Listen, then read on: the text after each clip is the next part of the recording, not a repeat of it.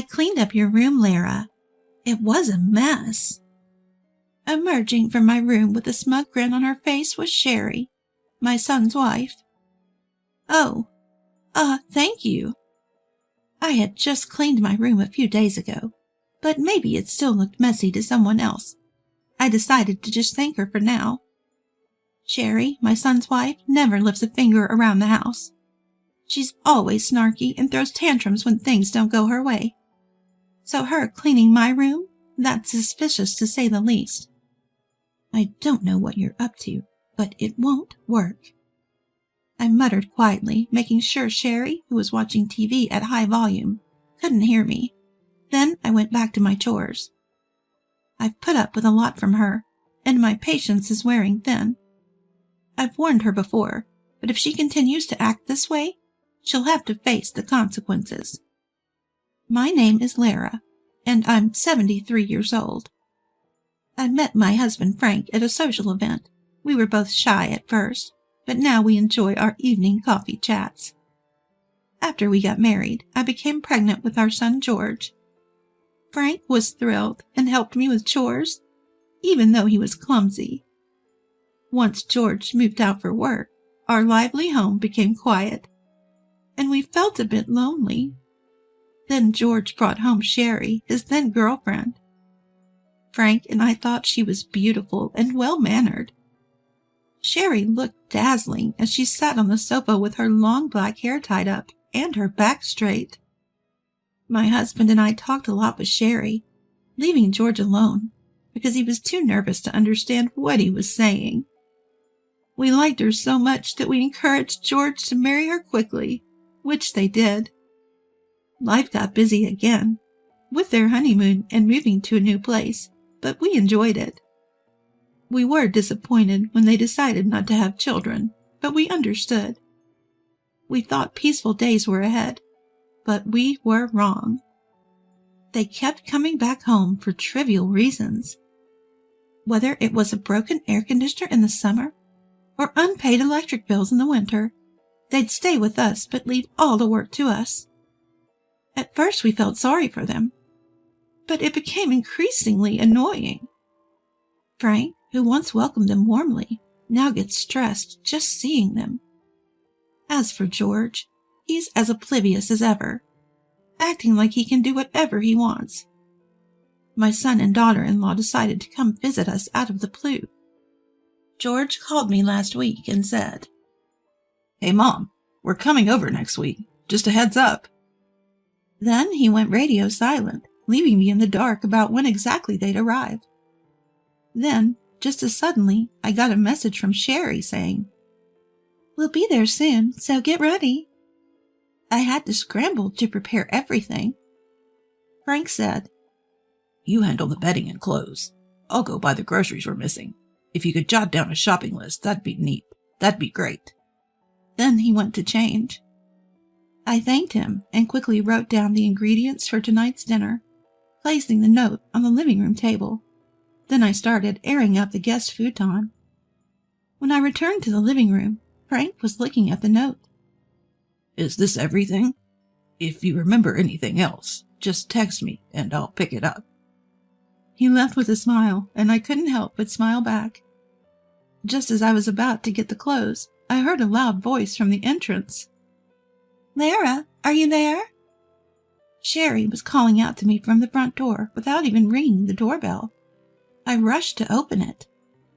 "Come on, you knew we were coming. Why didn't you leave the door open?" Sherry complained as she walked in. When she heard that, she instantly wrinkled her eyebrows and complained. "What's the matter?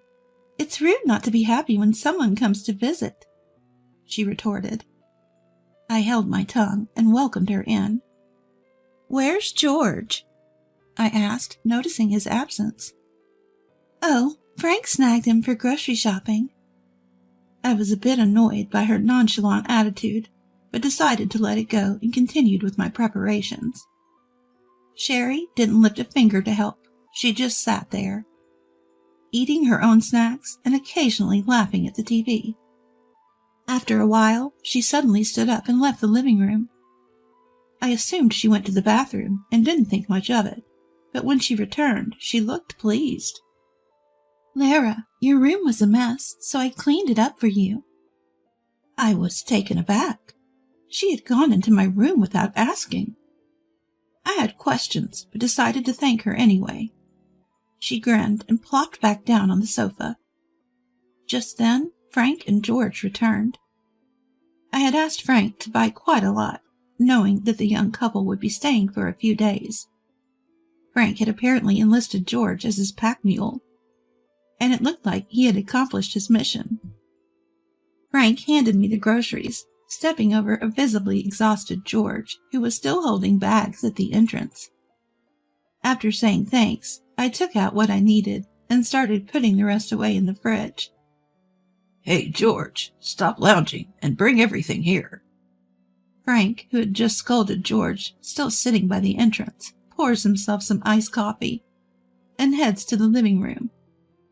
George looked a bit annoyed, eventually brings in all the bags in a few trips.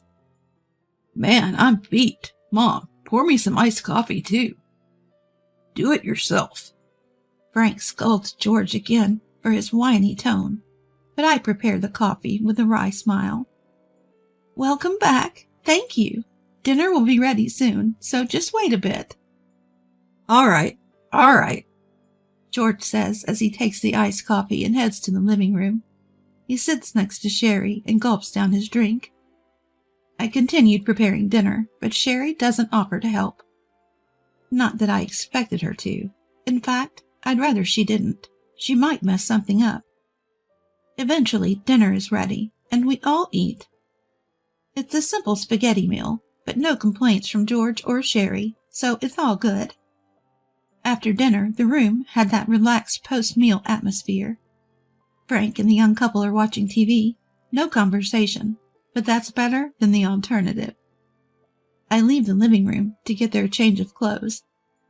On my way, I run into Frank, who's just come out of the shower. Should I offer George the shower first? "I can go last." "Oh, you've been out shopping. I can't make you wait." I enter the living room laughing, to find George dozing off. "George, don't sleep here. Go take a shower." "Stop nagging." George replies listlessly. I place his change of clothes on him and hand Sherry hers. Sherry takes the clothes, but quickly pushes them back with a frown. "I like the ones I wore before. They weren't this flimsy." I'm taken aback by Sherry's complaint, but arguing would only escalate things. "Oh, is that so? Wait a moment." As I go look for the other clothes, George, uninterested in the whole affair, yawns and heads to the shower. While searching, Frank pops his head in. "Do you know where my golf balls are?"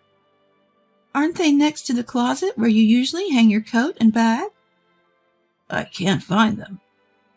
Puzzled, I watch Frank leave and then go to Sherry with new clothes. "Ah, this is it. You get what you pay for." Yes, these clothes I bought when Sherry and I went shopping specifically for when they stay over.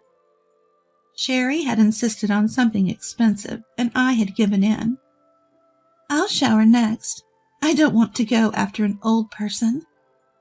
Just as I'm about to retort, Frank returns, looking concerned. "Still can't find them?" "Yeah. Sherry, do you know where the bag of golf balls next to the coat closet is?"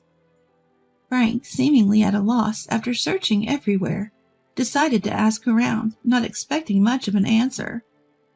What he got was a shock. "I have no idea what you're talking about. Are you accusing me of stealing? That's terrible. How could you suspect me?" Sherry's loud denial left me stunned. Frank tried to explain it was a misunderstanding, but an irate Sherry wouldn't hear it. George, freshly showered, returned, and we all tried to calm her down, but she stormed off to the shower room still in a bad mood. The living room fell silent, filled with tension. "What just happened?" George asked Frank, noting that it's rare for Sherry to be this flustered. But why did she really get so angry? I couldn't help but suspect Sherry based on her usual behavior. Come on, Dad, apologize. You're practically accusing her. Before I knew it, George and Frank were arguing. It took me quite a while to break it up. Just then, Sherry returned from her shower, making things even more complicated. Now Frank was the one being grilled by the young couple, but Frank didn't back down, especially when he scolded Sherry for her behavior today. She stormed off to the guest room. George continued to yell, blocking Frank, who tried to follow her. You keep blaming Sherry, but you haven't apologized for suspecting her. You never apologize. That's what I hate about you. Fed up, Frank muttered, Do as you please, and returned to his room. The living room fell silent again. I sighed and headed for the shower. I'm going to bed, George said curtly. Heading for the guest room, I stopped him. The guest futon smells musty, George. Sleep in my room. Sherry when Frank and George went shopping, and Sherry overreacting to Frank's words. It just seemed suspicious to me, so I started to think that she was planning something by saying she had cleaned my room. So I decided to let George use my room, which was supposed to be for Sherry. Your room? I'm fine with a little mustiness. I'm not a kid anymore. What if you get pneumonia? See, that's what I mean. Fine, I get it. George seemed annoyed, but gave in and headed to my room. I glanced at the guest room Sherry was using. She wouldn't know about this exchange, being in a bad mood. If nothing's wrong, that's fine. I planned to prepare the guest room for George tomorrow. George opened the door to my room and went in. Whoa! What the? I heard George scream and rushed to my room, flinging open the half-closed door. I turned on the light and was speechless. George was in the room, clutching his leg in pain, surrounded by a scattering of golf balls. The golf balls Frank had been looking for were strewn all over my room. In a pitch-black room, George must have stepped on it. Of course he did. Who would ever think there'd be golf balls scattered all over the room? George lost his balance, stepping on one, tried to regain it, but ended up putting his weight in the wrong place and fell. It seemed like he hit the floor hard with his entire body. He's clutching his leg and whimpering, tears streaming down his face. Hearing the commotion, both Frank and Sherry came out of their rooms. Frank peered into the room from behind me and said, What's going on here? As he tried to help George up. But Frank also tripped on a golf ball and almost fell just like George. I turned around. There stood Sherry, pale as a ghost, trembling. Why is this happening? This is Lara's room. Her voice was so soft, it could have been drowned out by Frank's urgent questioning of George. Yes, this is my room. Speaking of which, Sherry, you cleaned this room today, didn't you? At my words, Frank and George turned around, and Sherry took a step back, flustered. Did you see these golf balls when you cleaned? I asked gently. Sherry just stood there, shaking. Sherry, do you know anything about these golf balls? Still Sherry remained silent. Hey, Sherry, what's going on? Answer me. George, losing his patience, raised his voice. But he's clearly in pain from the fall. I didn't know you'd be coming into this room. Reluctantly, Sherry backed away, shaking her head. Frank muttered, We have no choice but to call an ambulance and the police. At those words, Sherry collapsed on the spot, sobbing.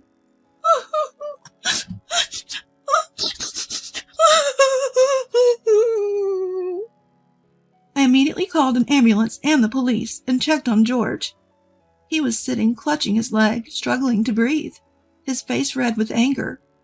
He answered my questions, but his eyes were filled with anger towards Sherry. Eventually the ambulance arrived, and I accompanied George to the hospital. After an examination, it was determined that George had fractured the top of his foot and would need to be hospitalized. By the time we got to the hospital, his foot was swollen and bruised, almost too painful to look at. The nurses and doctors advised reporting the incident to the police, clearly displeased with the situation. I said I would and stepped out to call Frank. Frank answered and told me the police had arrived and were currently taking statements. The call was handed over to the police officer, who said they would like to hear the full story later, to which I agreed. According to Frank, Sherry was just sitting on the floor, unresponsive to anyone or anything. After hanging up, I returned to George's hospital room, received instructions for his hospital stay, and decided to go home to gather some essentials. When I got back home, there was a crowd gathered around, making it difficult to get in. Finally, making it inside the house, Sherry immediately started to lash out. "Why wasn't it you? Why did George go into that room? If you had gone in, none of this would have happened to George." Breaking free from the police officer's restraint, Sherry lunged at me. "It should have been you. You're already old. If you had fallen, this house and this land would have been mine soon." Sherry, spewing hateful words with a ferocity that felt like she could bite me, was pulled away by Frank and the police. Still, she continued to hurl insults at me, struggling to break free and lunge at me again. And then Sherry was finally arrested. Suddenly, silent as if a switch had been flipped, she was escorted out of the house by the police.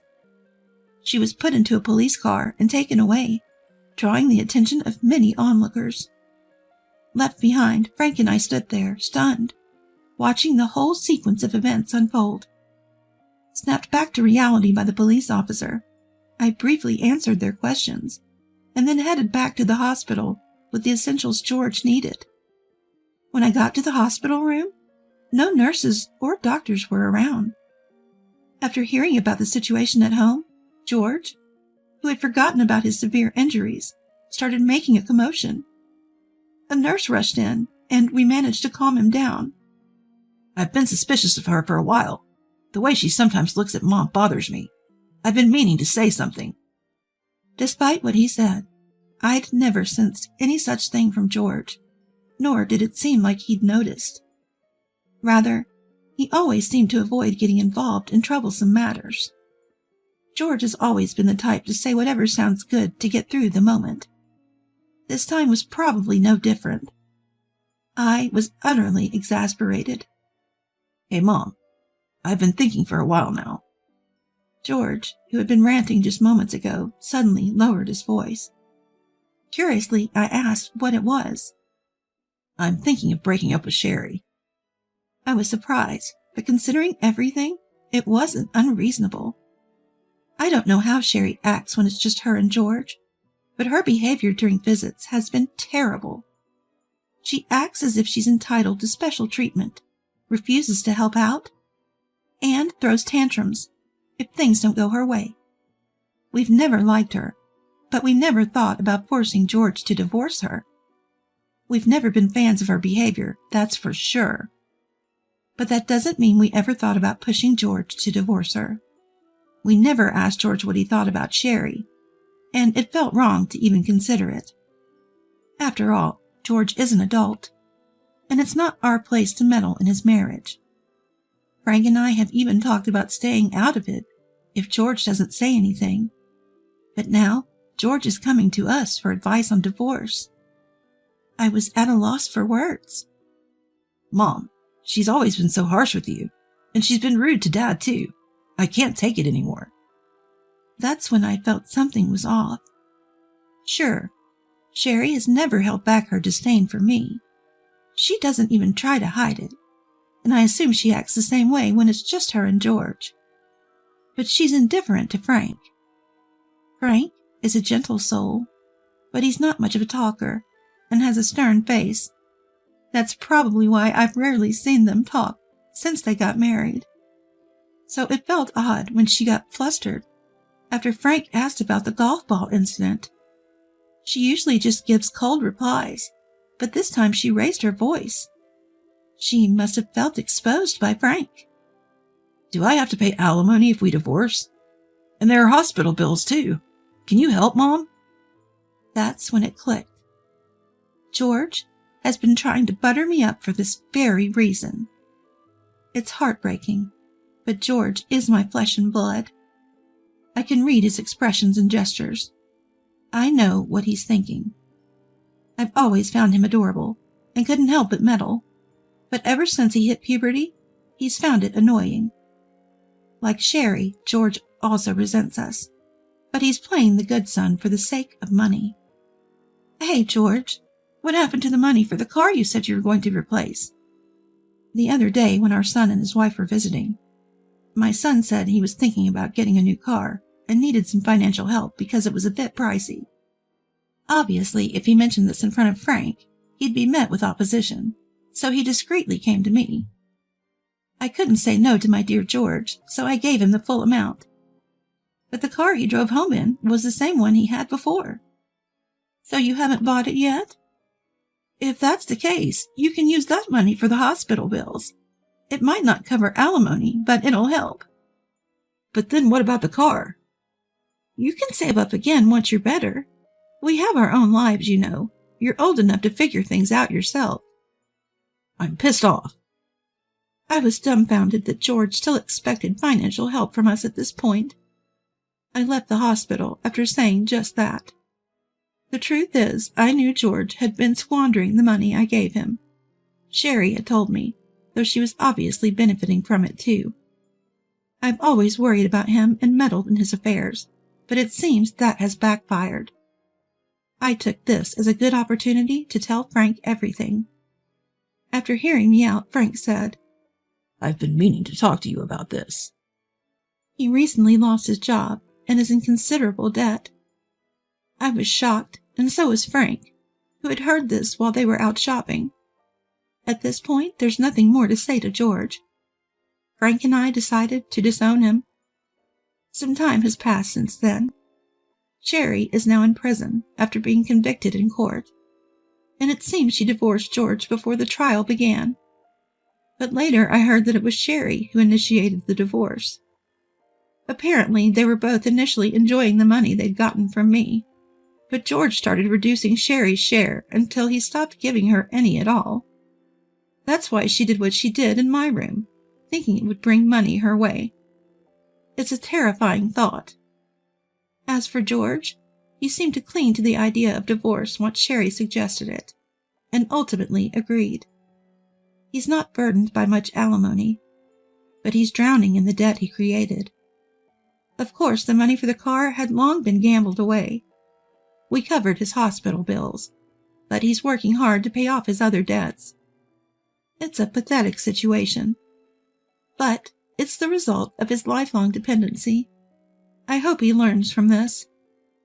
As for Frank and me, the money we'd been giving George actually came from Frank. I didn't have that kind of money, but Frank loved George and wanted it to come from me. Now that's no longer an option. We're planning a hot spring trip we've never taken before. I do regret putting George through all this, but considering everything, it can't be helped. Now, the happiest moments are when Frank and I are looking at travel magazines.